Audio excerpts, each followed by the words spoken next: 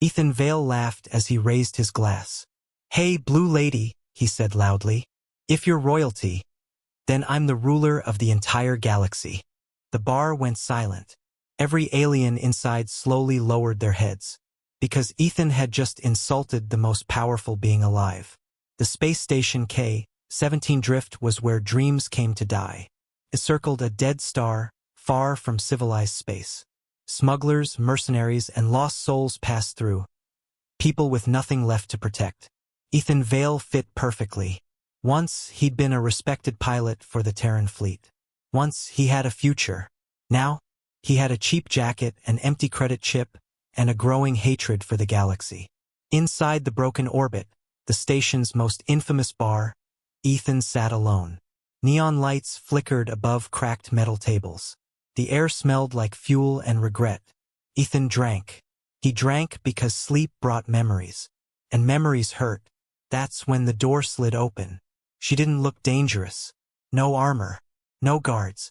Just a tall alien woman with blue skin, silver hair, and calm blue eyes that reflected the room like still water.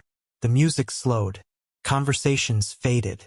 Even the bartender stiffened. Ethan noticed, but ignored it. "Probably another alien playing dress-up," he muttered. She walked to the bar and sat 2 seats away. The bartender's hands trembled as he poured her drink, without asking. That irritated Ethan. He leaned closer. "So," he said with a smirk, "let me guess, lost your empire? Or just slumming it with criminals tonight?" A few patrons whispered, "Stop." She turned toward him. Her voice was soft, controlled. "I came to observe," she said. Ethan laughed. "Observe what?" "How pathetic humans can get." Her eyes met his. "Your kind fascinates me," she replied. "You break easily, yet refuse to stay broken." Something about that made him angry. "Oh yeah," he snapped. "And what are you? Some alien queen?" She paused, then calmly said, "Yes." The bar went dead silent. Ethan burst out laughing. "Good one," he said, raising his glass.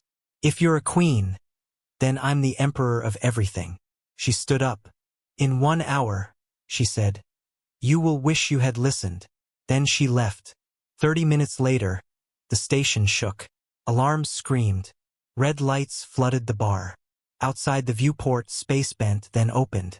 A colossal Imperial warship emerged. Silver hull. Ancient symbols glowing like stars. Every ship in the docking bay shut down instantly. A voice echoed through the station.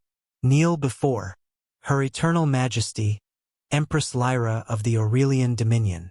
The bar collapsed into chaos. Aliens dropped to their knees. Hardened criminals bowed their heads. Ethan stood frozen. The doors opened.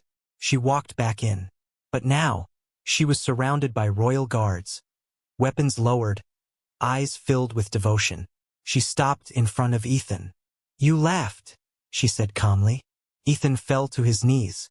"I didn't know," he whispered. "I swear, I didn't know." She raised a hand. "Stand." He hesitated, then obeyed. "I don't punish ignorance," she said. "I punish cruelty." She studied him. "You mocked me," she continued, "but you didn't fear me." The guards tensed. She turned away.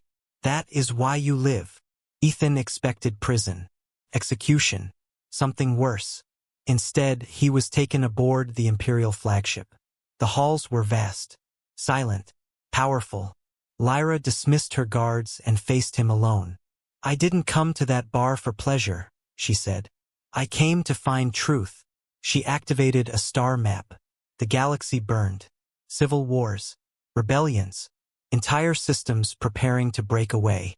"My empire is rotting," she admitted, "because everyone lies to me." She looked at Ethan. "You insulted me honestly." Ethan shook his head. "I'm nobody." She stepped closer. "Exactly." She made her offer. Become her advisor. Speak without fear. Say what no one else dared.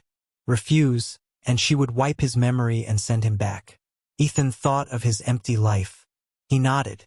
Life beside an empress was dangerous. Admirals hated him. Nobles plotted his death. An assassination attempt nearly killed them both. During a battle above the moon of Valaris, Ethan dragged Lyra from a burning bridge. She saved him later, shielding him from an explosion. They began to trust each other, then care. But the galaxy didn't want peace. A faction of generals staged a coup. Lyra was captured. Ethan escaped. Ethan had one chance. He hacked the Imperial broadcast. The galaxy watched. "I'm not royalty," he said. "I mocked the Empress in a bar." Gasps echoed across worlds.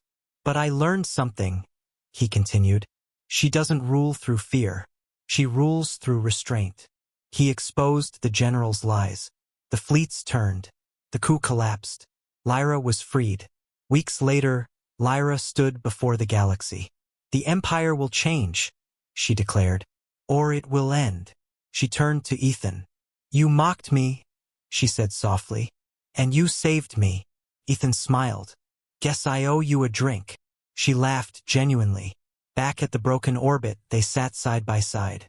No guards, no crowns, just two beings who met by accident and changed the galaxy forever.